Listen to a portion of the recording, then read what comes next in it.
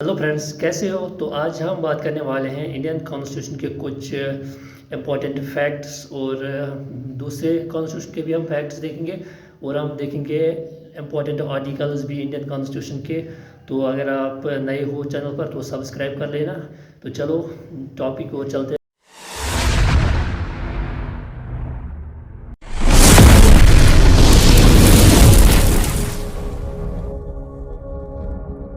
तो इसका पहला पॉइंट देखेंगे कि रिटन और अनरिटन कॉन्स्टिट्यूशन किसे कहते हैं। देखो, ये जो रिटन कॉन्स्टिट्यूशन होता है ये एक्चुअली एक लीगल डॉक्यूमेंट्स होते हैं कॉन्स्टिट्यूशन का, और यही लीगल डॉक्यूमेंट्स इनेक्ट होते हैं in the form of laws.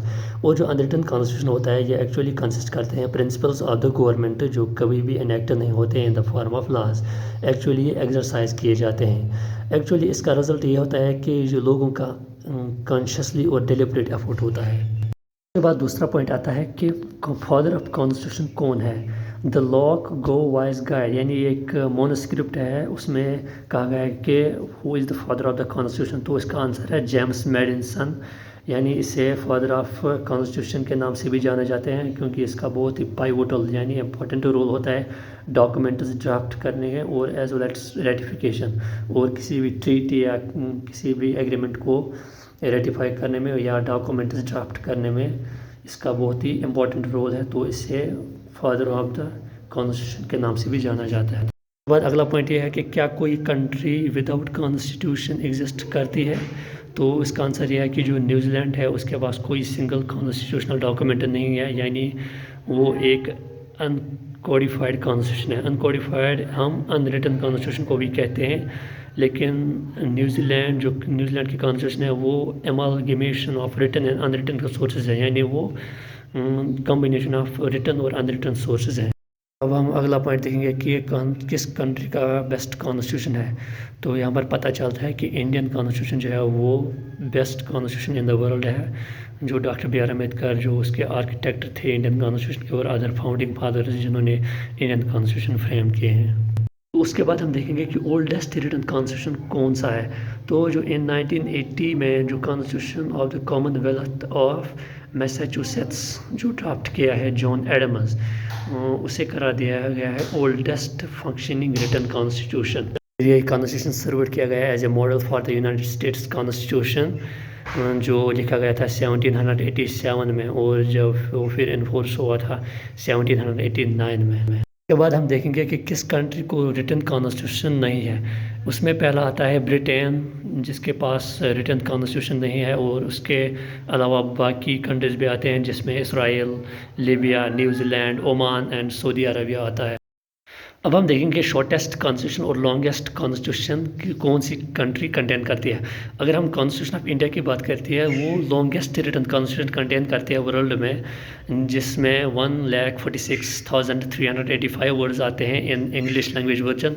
अगर अब हम सबसे शॉर्टेस्ट रिटन कॉन्स्टिट्यूशन की बात करेंगे तो वो कंट्री मोनाको आती है, जिसमें 3,814 वर्ड्स आते हैं।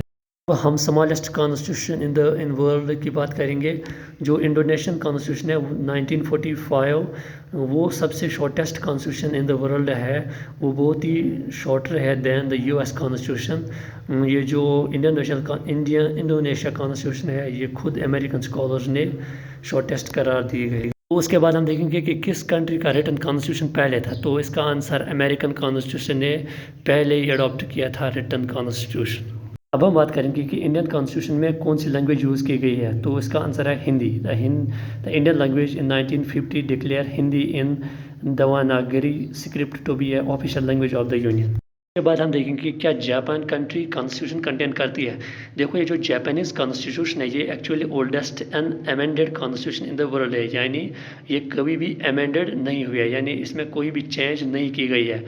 एक्चुअली इसे 70 ईयर्स से भी ज़्यादा टाइम हुआ है अनअमेंडेड होने को, और इसे शॉर्ट कॉन्स्टिट्यूशन भी करा दिया गया है विथ ओनली 5,000 वर्ड्स। एक्चुअली जो एवरेज कॉन्स्टिट्यूशन होती है उसमें 21,000 वर्ड्स होते हैं, तो उसके हिसाब से ये शॉर्ट कॉन्स्टिट्यूशन है। उसके बाद हम देखेंगे कि Magna carta of Indian constitution किसे कहते हैं।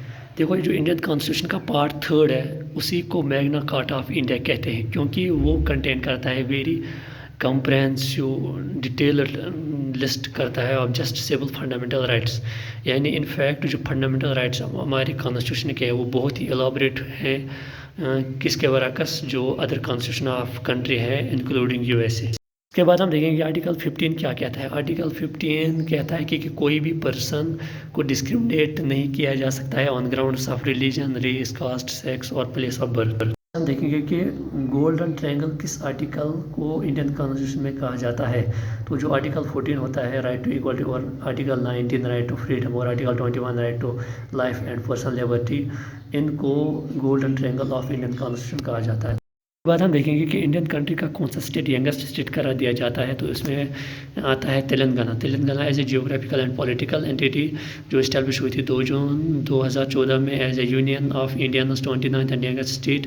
یہ اسٹیٹ کور کرتی ہے 1,12,077 square kilometers of area and اس کی پاپولیشن ہے 3,50,03,674.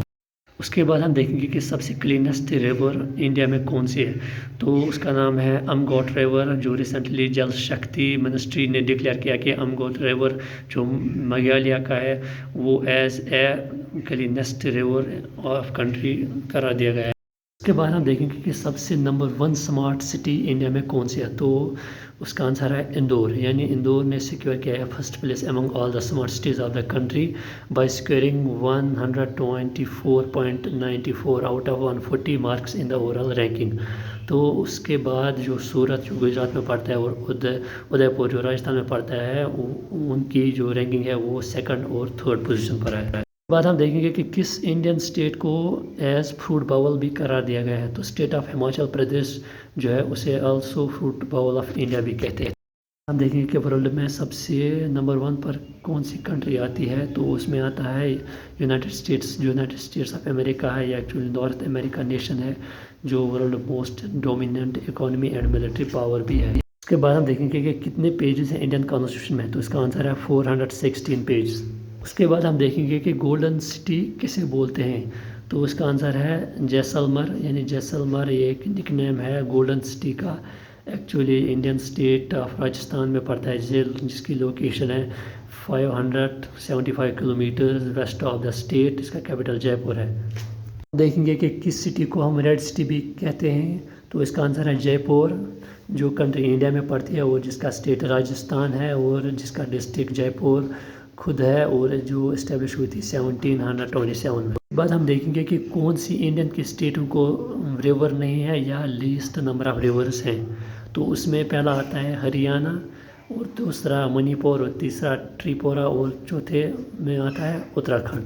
ان کے پاس لیسٹ نمبر آف ریورز ہیں. تو اس کے بعد ہم دیکھیں گے کہ کون سی سٹی کو پرل سٹی کہتے ہیں. اس میں آتا ہے حیدرآباد. اس کو سٹی آف پرلز بھی کہتے ہیں کیونکہ اس کی بومنگ پرل اور پروسیس اور اس کی ٹریڈنگ انڈسٹری جو سپلائی کرتی ہے finest pearl jewellery to India. اس کے بعد ہم دیکھیں کہ اولڈسٹ لینگویج ان انڈیا کون سی تھی.